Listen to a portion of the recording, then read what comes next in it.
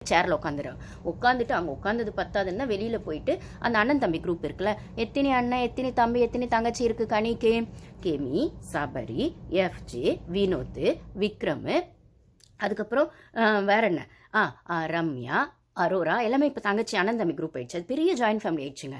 நீங்கள் கவுண்ட் பண்ணி பாருங்களேன், ஆல்ரெடி ஒரு 6 பேர் தான் இருந்தாங்க அந்த ஜாயின்ட் ஃபேமிலி சபரிசம் குரூப்பில். இப்போ அது 11 ஆயிடுச்சான். எனக்கு கூட தெரியல, வியனா தான் இந்த கேல்குலேஷன் சொன்னாங்க, கரெக்டு தான் போல அப்படின்னு.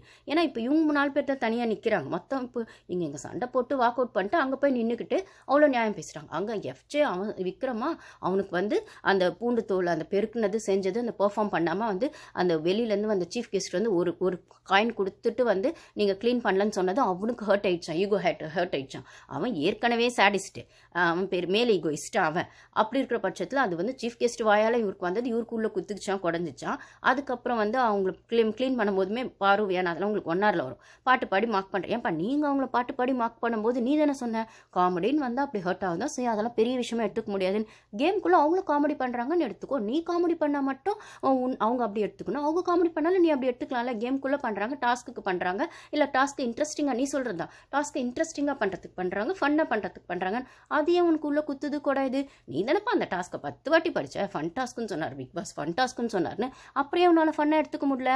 உனக்கு வந்த ரத்தம் மற்றவங்களுக்கு வந்த தக்காளி சட்னியா அப்படின்னு ஆயிடுச்சு. இதில் நானும் திவ்யாவும் அங்கங்கே கொஸ்டின் ரைஸ் பண்ணோன்னே இந்த இடத்துல ஒரு கலைஞனை மதிக்க கூட தெரியல. உடனே அவன் கானா வினோத் அவன் சரியான எனக்கு அந்த வார்த்தையெல்லாம் சொல்லவே முடியல. அந்த மாதிரி பேக் டச்சு அப்படி இப்படின்னு அவன் பேர் வெளியில் கிழிஞ்சிட்டு இருக்கு. இல்லை ரொம்ப நியாயமாக மாதிரி அவன் உள்ளே உட்காந்து அவன் பேசிகிட்டு இருக்கான். அப்புறம் எஃப்ஜே சொல்கிறான் இந்த எஃப்ஜே வெளில பேசணும், அந்த கனியும் பேசுகிறாங்க. நான் அது டாஸ்கில் வந்த சிக்கன்னு அது பர்சனலாக எல்லாருக்கும் வரல, டாஸ்கில் வந்த சிக்கன் அது எல்லாருக்கும் கொடுக்கணும், கரெக்டாக கொடுக்கணும்னு சொன்னால் அது ஒத்துக்க மாட்டுறாங்க, லேட்டாக கொடுப்பேன். ஏன்ப்பா காலையில் பேசும்போதே டாஸ்க் ஆரம்பிச்சிருச்சு.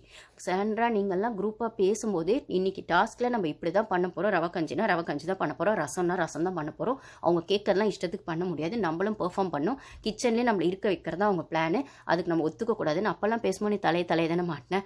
காலைல ஒரு பஞ்சாயத்து பண்ணேன், அதை பேசினதுக்கப்புறம் சரின்னு ஒத்துக்கிட்டு வந்த கிச்சன் செஞ்சால் இப்போ சீஃப் கெஸ்ட்டும் போயிட்டான். திருப்பி போன்னு பண்ணுறேன். அப்போ நீ ஒரு ஸ்டாண்ட் எடுக்கிற திருப்பி மாறிடுற, ஸ்டாண்ட் எடுக்கிற திருப்பி மாறுற. இது என்ன ட்ரையல் அண்ட் எரர் மாதிரி? நீ ஒரு டீமுக்குள்ளே போய் வெளில வரியா? ட்ரையல் அண்ட் எரர் மாதிரி ஒரு டாஸ்கில் போவ பாதியில் தோக்குறாங்கன்னா வெளில ஜம்ப் அடிச்சிருவியா, இல்லை வாக் அவுட் பண்ணுறியா? உனக்கு ஒரு ஸ்டடி மைண்டே கிடையாதா? அப்படி இந்த குரூப்பிசம் கூட தான் ஆடணும்னா அந்த விக்ரம் டீம்லேயோ இல்லைனா அந்த சபரி டீம்லேயே போய் சேர்ந்துக்க வேண்டியதானே. உன்னை யார் கிச்சனுக்கு போக சொல்லு? நீ தனியாக போய் ஒன்று அள்ளி ராணி மாதிரி அப்போ அவர் சொல்லிட்டு போன மாதிரி தான் திவாகர் அந்த பிரம்மாஸ்திரத்தை வச்சு யூஸ் பண்ணலான்னு நினச்சேன். அங்கே ஒன்றும் வேலைக்கு ஆகலை சாண்ட்ரா திவ்யா முன்னாடி. இப்போ பார்வியானவும் அவங்களும் அவங்க கேம் ஆடுறாங்கன்னு உன்னை யாரும் அங்கே சட்டை பண்ணல, உனக்கான இம்பார்ட்டன்ஸும் கிடைக்கல, உனக்கு ஸ்கோர் பாயிண்ட்ஸ் கிடைக்க போகிறதில்ல, தோக்க